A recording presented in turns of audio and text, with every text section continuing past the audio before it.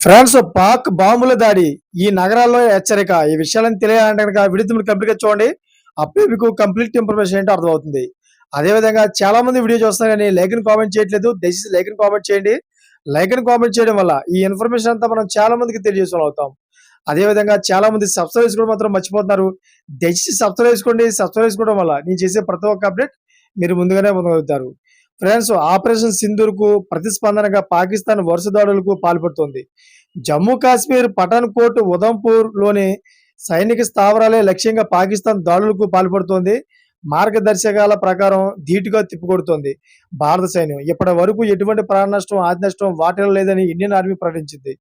దేశ ప్రజల రక్షణ సమగ్రతను కాపాడేందుకు పూర్తి సంసిద్ధతతో ఉన్నట్లు వెల్లడించింది. ఈ క్రమంలోనే ఇండియన్ ఆర్మీ పాకిస్తాన్‌కు చెందిన జేఎఫ్-17 యుద్ధ విమానాలను కూల్చివేసింది. అదేవిధంగా 12 అత్యాధునిక డ్రోన్లతో పాటు S-400 వ్యవస్థను ప్రయోగించి గాల్లోనే ధ్వంసం చేసింది.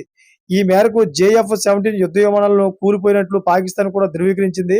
మరోవైపు భారత్, పాక్ సరిహద్దు నగరాల్లో బ్లాకౌట్ ప్రకటించారు. జమ్మూ, జైసల్మేర్, జలంధర్ అదేవిధంగా అమృత్సర్ ప్రాంతాల్లో ప్రత్యర్థి పాక్ దాడికి పాల్పడకుండా పవర్ కట్ చేశారు.